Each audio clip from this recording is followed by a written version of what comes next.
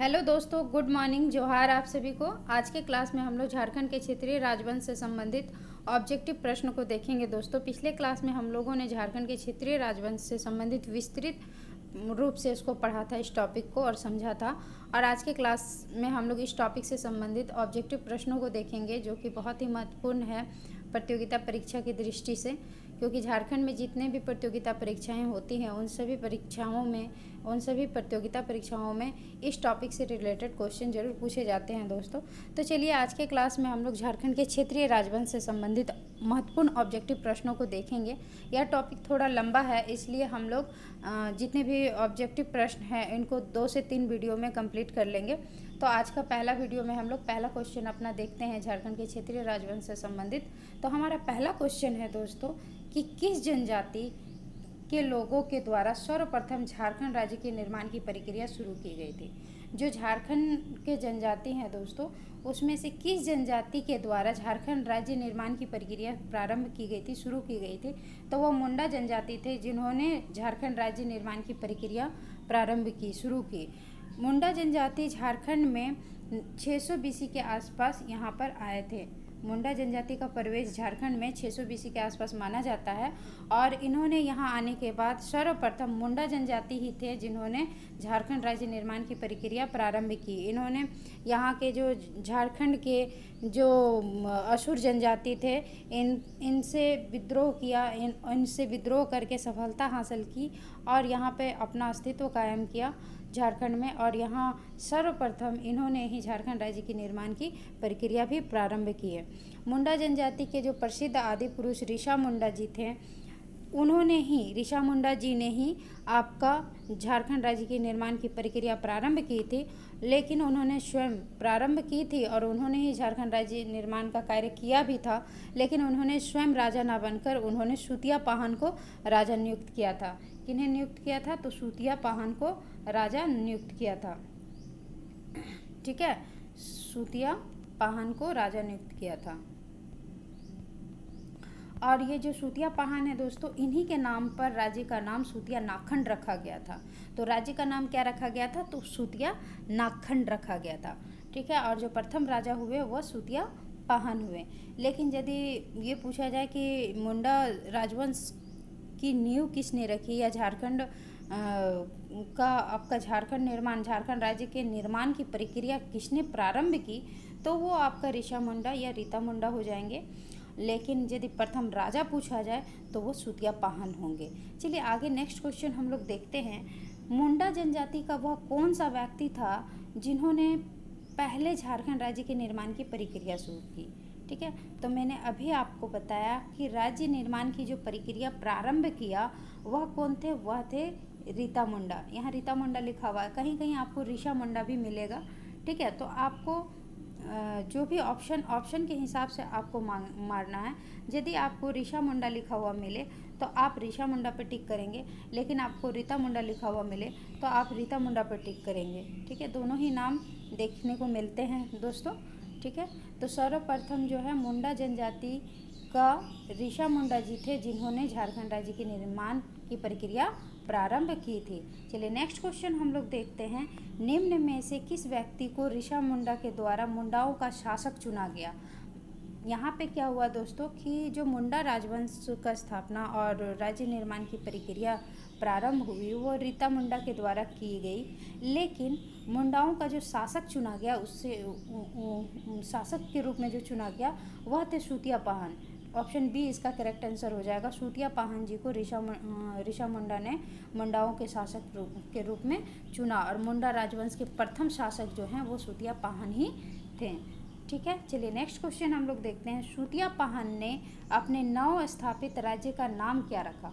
अब सूतिया पाहन ने नव स्थापित राज्य का नाम क्या रखा दोस्तों? तो उन्हीं के नाम पर सूतिया नागखंड नाम पड़ा। ऑप्शन डी इसका करेक्ट आंसर हो जाएगा, सूतिया नागखंड। नेक्स्ट क्वेश्चन है, सूतिया नागखंड का प्रथम राजा कौन था? अब सूतिया नागखंड के प्रथम राजा तो सूतिया पाहन ही थे दोस्तों, तो ऑप्शन ए इसका करेक्ट आंसर हो जाएगा, सूतिया पाहन। चलिए नेक्स्ट क्वेश्चन हम लोग देखते हैं। सूतिया नागखंड का अंतिम राजा कौन था? तो अब ये सूतिया नागखंड के अंतिम राजा कौन थे दोस्तों? तो सूतिया नागखंड के अंतिम राजा मंदरा मुंडा थे। ऑप्शन ए इसका करेक्ट आंसर हो जाएगा, मंद्रा मुंडा। सूतिया नागखंड के अंतिम राजा कौन थे?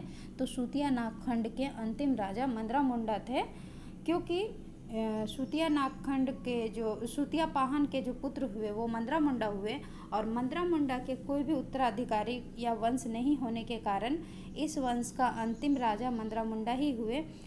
और यहाँ से हमारा प्रारंभ हो जाता है अब दूसरा वंश। चलिए नेक्स्ट क्वेश्चन हम लोग देखते हैं, नागवंशी राज्य की स्थापना कब की गई थी? तो नागवंशी राज्य की स्थापना जो है दोस्तों वो प्रथम शताब्दी में की गई थी। ऑप्शन ए इसका करेक्ट आंसर हो जाएगा। यहाँ से क्या होता है, नागवंशी शासक प्रारंभ होता है क्योंकि मंद्रा मुंडा का अपना स्वयं का कोई वंश नहीं होने के कारण, पुत्र उत्तराधिकारी नहीं होने के कारण उन्होंने क्या किया था, मंद्रा मुंडा ने फनी मुकुट राय को गोद लिया था, और फनी मुकुट राय जी को जब शासक बनाया तो यहाँ से प्रारंभ हो जाता हमारा नागवंशी शासक। चलिए नेक्स्ट क्वेश्चन हम लोग देखते हैं, क्वेश्चन नंबर 8, नागवंशी राज्य की स्थापना किसने की? अब ये नागवंशी राज्य की स्थापना किसने की थी दोस्तों? तो नागवंशी राज्य की स्थापना जो है वो फनी मुकुट राय ने की थी। मैंने बताया कि मंद्रा मुंडा जी ने फनी मुकुट राय को गोद लिया था और उन्हीं के द्वारा नागवंशी राज्य की स्थापना की गई थी। चलिए नेक्स्ट क्वेश्चन हम लोग देखते हैं, प्रथम नागवंशी राजा कौन था? तो जब प्रथम नागवंशी राजा कौन होगा दोस्तों? जिन्होंने नागवंश का स्थापना किया और शासक बने। तो फनी मुकुट राय थे जिन्होंने नागवंश का स्थापना कर उनके प्रथम राजा और शासक बने, फनी मुकुट राय। ठीक है, चलिए नेक्स्ट क्वेश्चन हम लोग देखते हैं। नेक्स्ट क्वेश्चन हम लोग देखते हैं, नागवंशी शासक फनी मुकुट राय की राजधानी थी। अब ये नागवंशी शासक जो फनी मुकुट राय थे दोस्तों, उनकी राजधानी कहाँ थी? तो उनकी राजधानी सुतियांबे में थी। ऑप्शन बी इसका करेक्ट आंसर हो जाएगा, सुतियांबे फनी मुकुट राय की राजधानी थी। अब नेक्स्ट क्वेश्चन है, जे रीड के अनुसार नागवंशी राज्य की स्थापना कब की गई थी? एक तो पहला क्वेश्चन हम लोगों ने देखें कि नागवंशी शासक थे, नागवंशी राज्य की स्थापना कब की गई थी? तो नागवंशी राज्य की जो स्थापना की गई थी दोस्तों वो प्रथम शताब्दी में की गई थी। लेकिन यदि आपसे ये पूछा जाए कि जे रीड के अनुसार नागवंशी राज्य की स्थापना कब की गई थी, तो इसका करेक्ट आंसर हो जाएगा 10वीं शताब्दी में। ऑप्शन सी इसका करेक्ट आंसर हो जाएगा। तो आप लोग प्रश्न को अच्छे से पढ़ेंगे, उसके बाद ही उसका आंसर करेंगे। ठीक है, जे रीड के अनुसार यदि पूछा जाएगा तो 10वीं शताब्दी नागवंशी राज्य की स्थापना हो जाएगी। चलिए नेक्स्ट क्वेश्चन हम लोग देखते हैं, नागवंशी शासक फनी मुकुट राय का राज्य कितने परगनों में विभाजित था? अब ये जो नागवंशी शासक थे फनी मुकुट राय, उनके राज्य कितने परगनों में विभाजित किया हुआ था, कितने परगनों में बटा हुआ था दोस्तों? तो वह 66 परगने में बटा हुआ था। ऑप्शन सी इसका करेक्ट आंसर हो जाएगा। ठीक है, चलिए नेक्स्ट क्वेश्चन हम लोग देखते हैं, निम्न में से किस राजा को नागवंश का आदि पुरुष कहा जाता है? तो नागवंश का आदि पुरुष जो है दोस्तों वो फनी मुकुट राय को कहा जाता है। चलिए नेक्स्ट क्वेश्चन हम लोग देखते हैं, फनी मुकुट राय का विवाह निम्न में से किस राजघराने की राजकुमारी से हुआ था? जो फनी मुकुट राय प्रथम नागवंशी शासक थे, उनका विवाह किस राजघराने की राजकुमारी से हुआ था दोस्तों? तो उनका विवाह जो है वो पंचेत राज्य के राजघराने में हुआ था। तो ऑप्शन डी इसका करेक्ट आंसर हो जाएगा। ठीक है, चलिए नेक्स्ट क्वेश्चन हम लोग देखते हैं, पंचेत राज स्थित था। अब ये पंचेत राज स्थित कहाँ था दोस्तों, कहाँ पे था? तो ये जो पंचेत राज था दोस्तों, यह छोटा नागपुर राज्य के नागवंशी राज्य जो था, नागवंशी राज्य के पूर्व में स्थित था दोस्तों। ऑप्शन ए इसका करेक्ट आंसर हो जाएगा। चलिए नेक्स्ट क्वेश्चन हम लोग देखते हैं, फनी मुकुट राय ने पंचेत राज्य की सहायता से किस राज्य को पराजित करने में सफलता प्राप्त की? अब फनी मुकुट राय ने पंचेत राज्य की सहायता ली और उनकी सहायता से किस राज्य को पराजित करने में सफलता प्राप्त की दोस्तों? तो वो क्यूजोर राज्य था जिसे पराजित करने में फनी मुकुट राय सफलता हासिल किए थे। ऑप्शन ए इसका करेक्ट आंसर हो जाएगा। चलिए नेक्स्ट क्वेश्चन हम लोग अब देखते हैं, ये क्यूजोर राज्य कहाँ स्थित है? क्यूजोर राज्य स्थित था।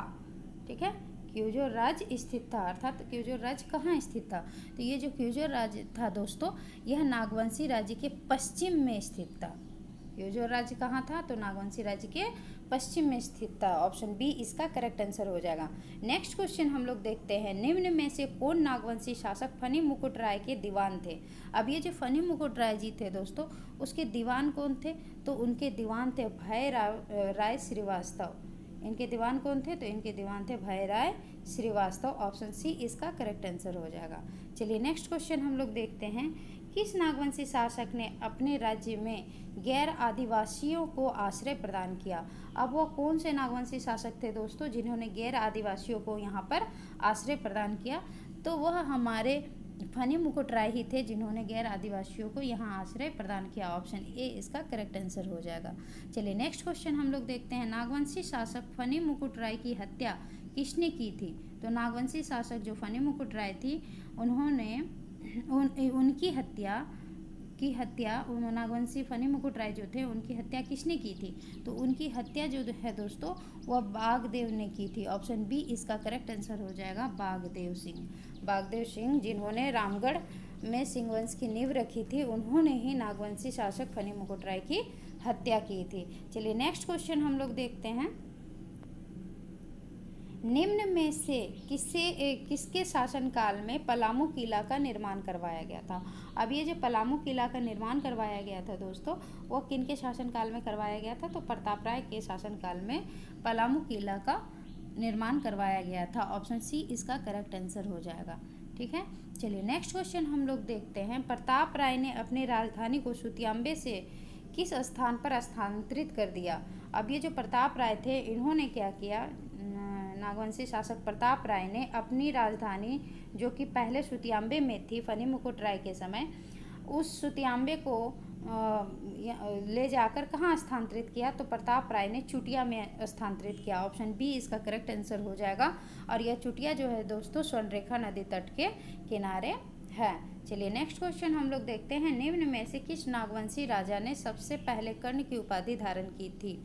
तो जितने भी नागवंशी शासक हुए, कर्ण की उपाधि उसमें से सर्वप्रथम जो है भीमकर्ण ने धारण की थी। ऑप्शन बी इसका सही आंसर हो जाएगा, भीमकर्ण जो है दोस्तों, उनके द्वारा ही सर्वप्रथम कर्ण की उपाधि धारण की गई थी और भीमकर्ण के द्वारा ही भीम सागर का भी निर्माण करवाया गया था। चलिए नेक्स्ट क्वेश्चन हम लोग देखते हैं, नागवंशी राजा के द्वारा धारित कर्ण की उपाधि किस राजवंश से प्रभावित थी। अब ये जो कर्ण की उपाधि धारण की थी दोस्तों, तो यह जो उपाधि धारण किया गया था, यह किस राजवंश से प्रभावित होकर धारण किया गया था, तो यह जो है यह कलचुरी राजवंश के द्वारा प्रभावित होकर इस उपाधि को धारण की गई थी। ऑप्शन सी इसका करेक्ट आंसर हो जाएगा, कलचुरी राजवंश से प्रभावित होकर नागवंशियों ने कर्ण की उपाधि धारण की। और सर्वप्रथम किस नागवंशी शासक ने कर्ण की उपाधि धारण की, तो भीमकर्ण ने कर्ण की उपाधि धारण की। चलिए नेक्स्ट क्वेश्चन हम लोग देखते हैं,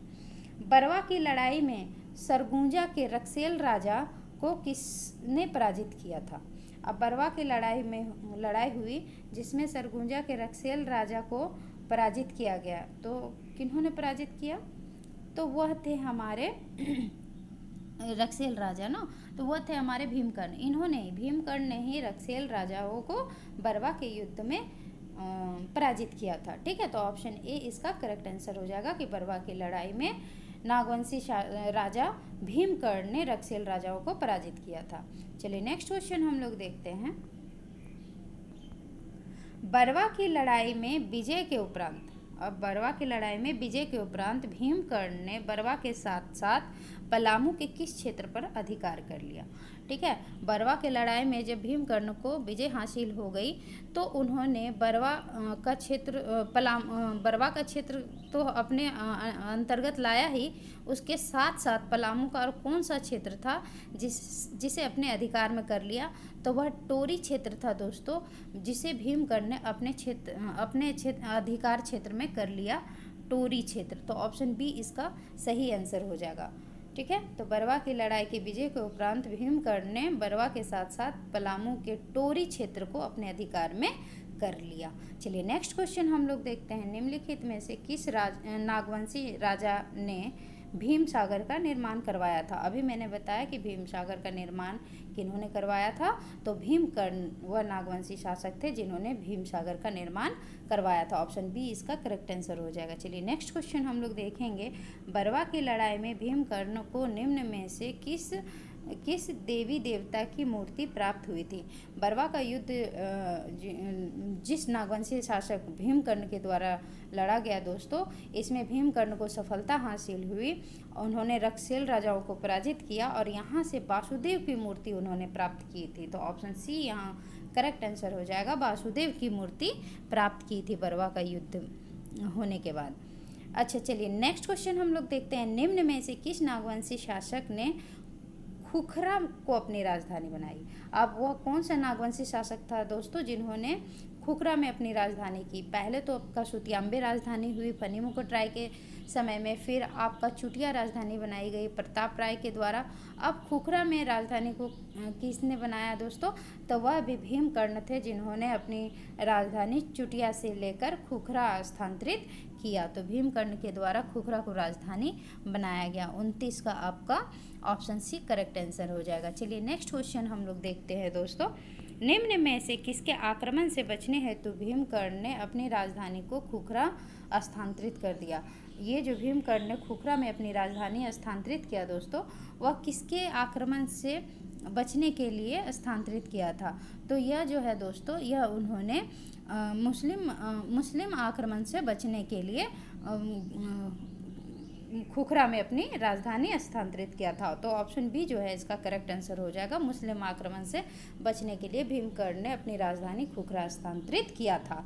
चलिए नेक्स्ट क्वेश्चन देखते हैं। इनमें से कौन सा नागवंशी राजा लोदी वंश के समकालीन थे? अब कौन से राजा थे दोस्तों जो लोदी वंश के समकालीन थे?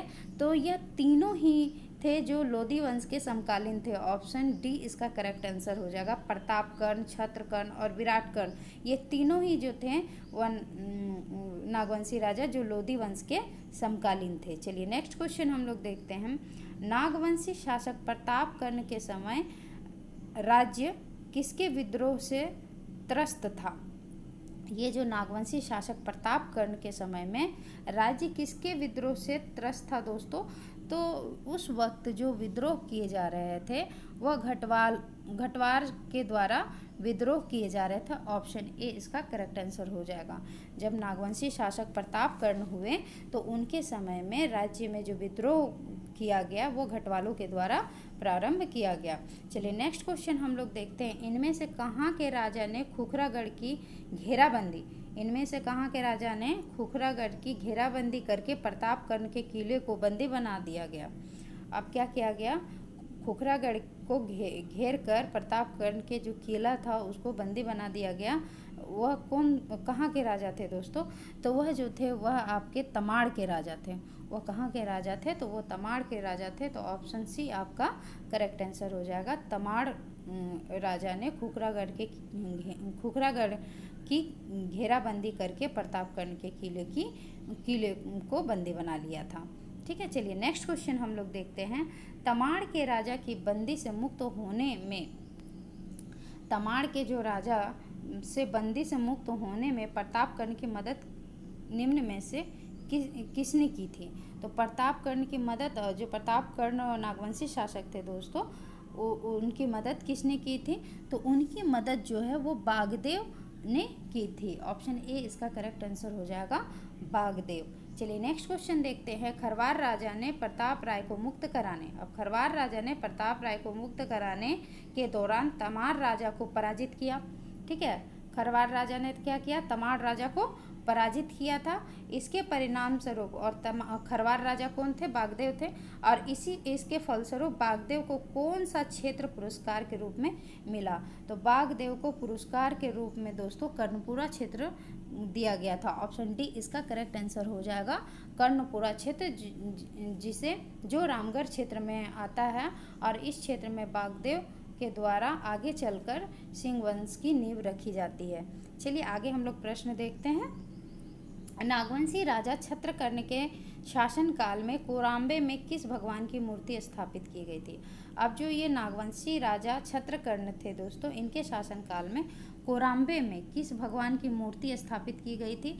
तो इनके काल में जो स्थापित की गई थी दोस्तों, वह विष्णु भगवान की मूर्ति थी, जिनका स्थापना कोराम्बे में की गई थी। तो ऑप्शन सी इसका करेक्ट आंसर हो जाएगा, विष्णु की मूर्ति कोराम्बे में स्थापित की गई थी। चलिए नेक्स्ट क्वेश्चन हम लोग देखते हैं। चैतन्य महाप्रभु ने झारखंड में निम्न में से किस मत का प्रचार प्रसार किया था। अब चैतन्य महाप्रभु जो थे, संत चैतन्य महाप्रभु, उन्होंने झारखंड में किस मत का प्रचार प्रसार किया था। तो उन्होंने वैष्णव मत को प्रचार प्रसार किया था। ऑप्शन बी इसका करेक्ट आंसर हो जाएगा, वैष्णव मत। ठीक है, चलिए नेक्स्ट क्वेश्चन देखते हैं। राम शाह निम्न में से किसके समकालीन थे। अब ये जो राम शाह थे दोस्तों, ये किनके समकालीन थे। तो ये बहादुर शाह प्रथम के समकालीन थे। ऑप्शन सी इसका करेक्ट आंसर हो जाएगा, बहादुर शाह प्रथम के समकालीन थे राम शाह। चलिए नेक्स्ट क्वेश्चन देखते हैं हम लोग।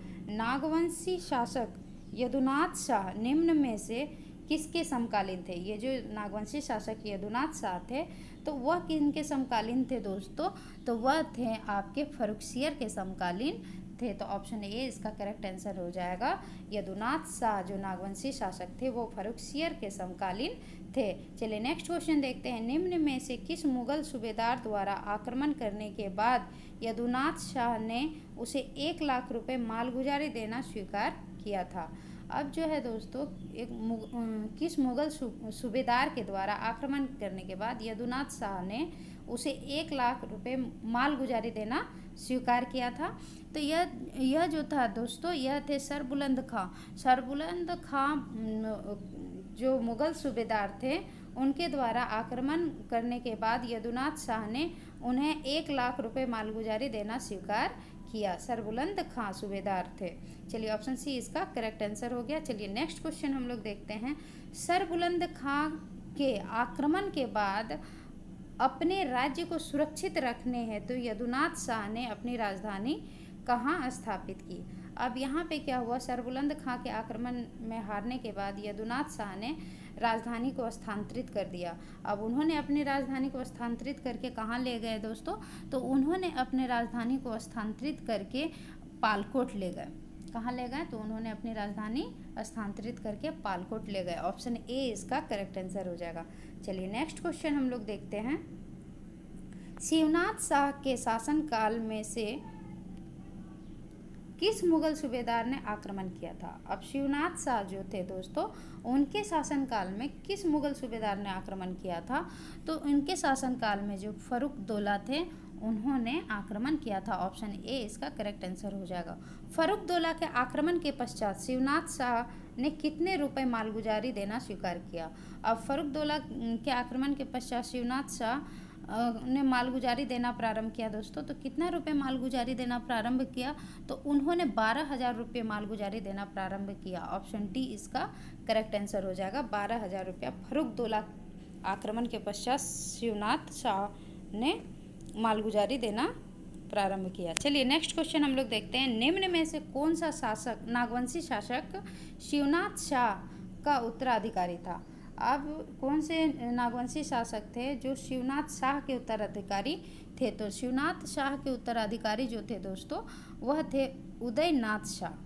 ठीक है, ऑप्शन बी इसका करेक्ट आंसर हो जाएगा। उदयनाथ शाह जी जो थे वह शिवनाथ शाह के उत्तराधिकारी थे। चलिए नेक्स्ट क्वेश्चन हम लोग देखते हैं। नागवंशी शासक उदयनाथ शाह निम्न में से किसके माध्यम से मुगल सूबेदार अलीवर्दी खां को मालगुजारी भुगतान करता था।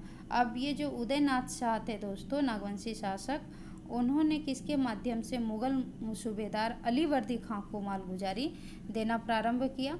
तो उन्होंने विष्णु सिंह के मदद से सूबेदार अलीवर्दी खां को मालगुजारी देना प्रारंभ किया, विष्णु सिंह। ऑप्शन ए इसका करेक्ट आंसर हो जाएगा। चलिए नेक्स्ट क्वेश्चन देखते हैं। यदुनाथ सिंह के शासन के समय विष्णु सिंह निम्न में से कहाँ का शासक था। तो यदुनाथ सिंह के जो शासक के समय विष्णु सिंह थे, वो कहाँ के शासक थे दोस्तों, कहाँ के राजा थे। तो वह जो थे वह आपके रामगढ़ के राजा थे। ठीक है, वह कहाँ के राजा थे? तो वह रामगढ़ के राजा थे। ऑप्शन बी इसका करेक्ट आंसर हो जाएगा। यदुनाथ सिंह के शासन के समय विष्णु सिंह रामगढ़ के शासक या राजा थे। चलिए नेक्स्ट क्वेश्चन देखते हैं। निम्न में से कौन सा शासक यदुनाथ शाह का उत्तराधिकारी था? अब यदुनाथ शाह का उत्तराधिकारी कौन था दोस्तों? तो यदुनाथ शाह के जो उत्तराधिकारी थे वह थे श्याम सुंदर शाह। ठीक है, ऑप्शन ए इसका करेक्ट आंसर हो जाएगा, श्याम सुंदर शाह। चलिए नेक्स्ट क्वेश्चन हम लोग देखते हैं। श्याम सुंदर शाह के शासन के दौरान मराठा योद्धा भास्कर राव पंडित ने झारखंड के रास्ते कहाँ आक्रमण किया? जो श्याम सुंदर शाह के शासनकाल के दौरान मराठा योद्धा भास्कर राव पंडित ने झारखंड के किस रास्ते कहाँ पर आक्रमण किया था दोस्तों? तो वह जो है आक्रमण किया था वह उन्होंने बंगाल के रास्ते पर आक्रमण किया था। ऑप्शन बी इसका करेक्ट आंसर हो जाएगा, बंगाल। चलिए नेक्स्ट क्वेश्चन हम लोग देखते हैं। जब मराठा योद्धा भास्कर राव पंडित ने झारखंड से होकर बंगाल पर आक्रमण किया तब बंगाल के सूबेदार कौन थे? ठीक है, अब यहाँ कह रहा है कि जब मराठा योद्धा भास्कर राव पंडित ने झारखंड से होकर बंगाल में आक्रमण किया तो उस वक्त बंगाल के जो सूबेदार थे वो बंगाल के सूबेदार कौन थे? तो बंगाल के सूबेदार अलीवर्दी खां थे। ऑप्शन डी इसका करेक्ट आंसर हो जाएगा। चलिए नेक्स्ट क्वेश्चन देखते हैं। भास्कर राव पंडित ने किस वर्ष झारखंड के रास्ते से होकर बंगाल पर आक्रमण किया? ठीक है, तो भास्कर राव पंडित मराठा शासक थे। उन्होंने क्या किया? झारखंड के रास्ते होकर बंगाल पर जो आक्रमण किया वह कब किया था दोस्तों? तो वह उन्होंने आपका 1742 ईस्वी में किया था। ठीक है, ऑप्शन सी इसका करेक्ट आंसर हो जाएगा, 1742 ईस्वी में उन्होंने किया था। चलिए नेक्स्ट क्वेश्चन है। रघुजी भोसले ने किस वर्ष बंगाल पर आक्रमण किया? रघु भोसले ने किस वर्ष बंगाल पर आक्रमण किया जिसकी शिकायत अलीवर्दी खां ने मराठा पेशवार बालाजी राव से की थी? तो यह जो रघु भोसले ने किस वर्ष बंगाल में आक्रमण किया जिसकी शिकायत अलीवर्दी खां ने मराठा पेशवार बालाजी राव से की थी? तो यह जो आक्रमण किया गया था दोस्तों, यह आक्रमण आपका 1743 ईस्वी में किया गया था। ठीक है, 1743 ईस्वी में किया गया था। ऑप्शन डी इसका करेक्ट आंसर हो जाएगा।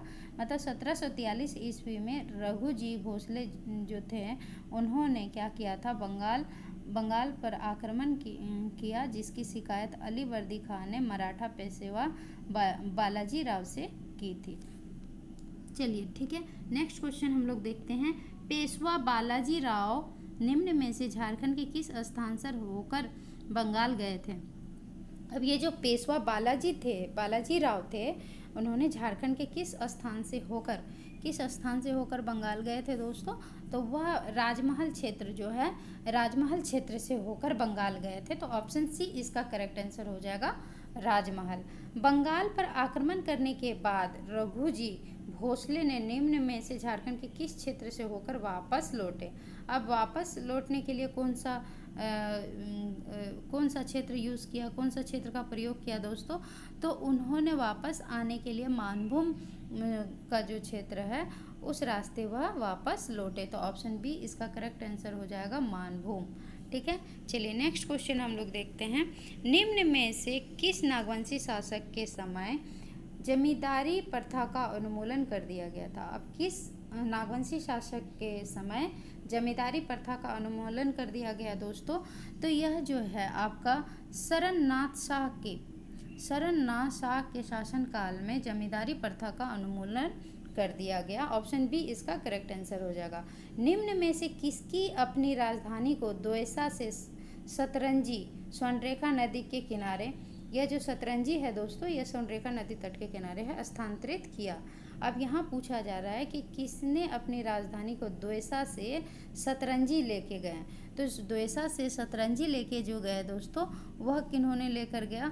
तो यह आपका एनी शाह जो थे, एनी नाथ शाह, उन्होंने, ऑप्शन सी इसका करेक्ट आंसर हो जाएगा, एनी नाथ शाह ने द्वेषा से सतरंजी नागवंशियों का राजधानी स्थानांतरित किया।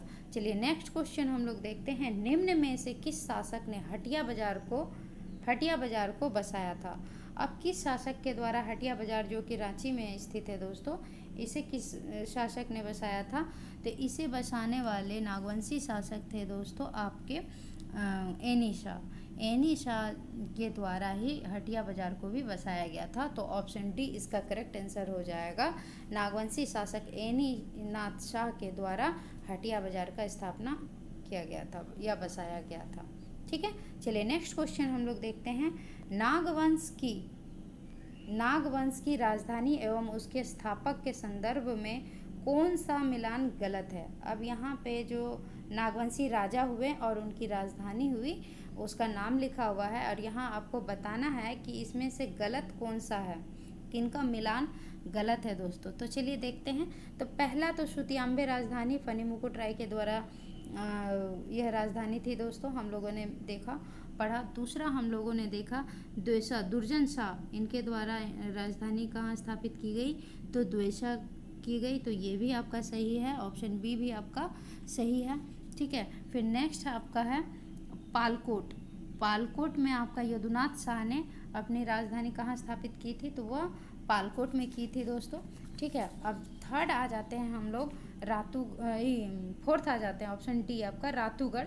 रातूगढ़ में आपका शरणनाथ शाह के द्वारा राजधानी स्थापित की गई। तो यह जो ऑप्शन है दोस्तों यह गलत है हमारा, क्योंकि रातूगढ़ में जो राजधानी स्थानांतरित की गई थी वही उदयनाथ शाह के द्वारा स्थापित की गई थी। तो ऑप्शन डी इसका सही हो जाएगा। यहाँ गलत पूछ रहा है दोस्तों, तो हमारा ऑप्शन डी करेक्ट आंसर हो जाएगा, क्योंकि यहाँ शरणनाथ शाह ना होकर यहाँ पर उदयनाथ शाह सहदेव होंगे। चलिए ठीक है, नेक्स्ट क्वेश्चन हम लोग देखते हैं। छोटा नागपुर पर शासन करने वाली नागवंशी शासकों में कौन शामिल नहीं था? अब यहाँ छोटा नागपुर पर शासन करने वाली नागवंशी शासक जो हुए वो कौन ऐसे शासक हैं जो नहीं हैं? तो आपके प्रतापकर्ण थे जो नागवंशी शासक थे। ठीक है, विराटकर्ण भी आपके नागवंशी शासक थे दोस्तों, और छत्रकर्ण भी आपके नागवंशी शासक थे, लेकिन विक्रमकर्ण नागवंशी शासक नहीं थे। तो यहाँ आपसे पूछा जा रहा है कि कौन से शासक इनमें से नागवंशी शासक में शामिल नहीं था? तो नहीं था तो वह विक्रम कर्ण हो जाएंगे। ऑप्शन डी आपका सही आंसर हो जाएगा कि विक्रम कर्ण वह शासक हैं जो नागवंशी शासक में शामिल नहीं थे। ठीक है, ऑप्शन डी आपका सही आंसर हो जाएगा। चलिए नेक्स्ट क्वेश्चन हम लोग देखते हैं।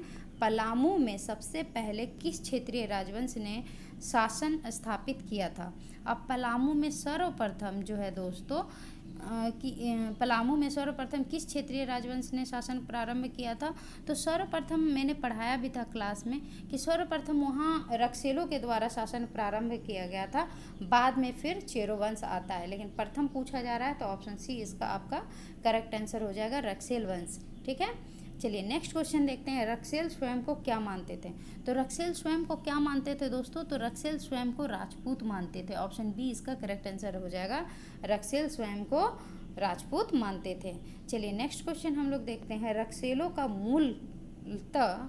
का मूलतः किस क्षेत्र में पलामू में आगमन हुआ था? अब ये जो रक्सेल मूलतः किस क्षेत्र से थे दोस्तों जो पलामू में आगमन किए थे? तो पलामू में जो आगमन किए थे यह राजपूताना क्षेत्र से थे दोस्तों। यह कहाँ से थे? तो यह राजपूताना क्षेत्र से थे। चलिए नेक्स्ट क्वेश्चन हम लोग देखते हैं। रक्सेलों के शासन के समय पलामू में किस जनजाति की संख्या सर्वाधिक थी? तो रक्सेलों के समय जो है दोस्तों सबसे अधिक जो जनजाति थे यहाँ पे वह खरवार जनजाति थे, और खरवार जनजाति मैंने बताया भी था दोस्तों कि रक्सेलों के समय जो खरवार राजा का नाम मिलता है उनका नाम प्रताप धवल मिलता है। ठीक है, खरवार राजा कौन थे? प्रताप धवल। ठीक है, प्रताप धवल खरवार राजा थे। ठीक है, चलिए, और सब रक्सेलों के शासन काल में सबसे ज़्यादा जो जनजाति की संख्या थी वो खरवार जनजाति ही थी। चलिए नेक्स्ट क्वेश्चन हम लोग देखते हैं। निम्नलिखित में से किस वंश ने रक्सेलों को अपदर्थ किया था? निम्न में से किस वंश के रक्सेलों को अपदर्थ किया था दोस्तों? तो चेरो वंश थे।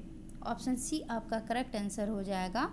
ठीक है, रक्सेल वंश थे, चेरो वंश थे। तो रक्सेल वंश को जो अस्तित्व जिनका ख़त्म किया वो चेरो वंश थे दोस्तों, जिनके द्वारा रक्सेलों का अस्तित्व को ख़त्म कर अपने वंश का स्थापना किया गया। चेरो वंश का यहाँ से प्रारंभ हो जाता है शासन व्यवस्था। चलिए नेक्स्ट क्वेश्चन हम लोग देखते हैं। रक्सेलों के पलामू में शासन के समय खरवार जनजाति के शासक कौन थे? तो अभी मैंने बताया दोस्तों, खरवार जनजाति के जो शासक थे वो कौन थे? तो वह प्रताप धवल थे। चेरो वंश की स्थापना किसने की थी?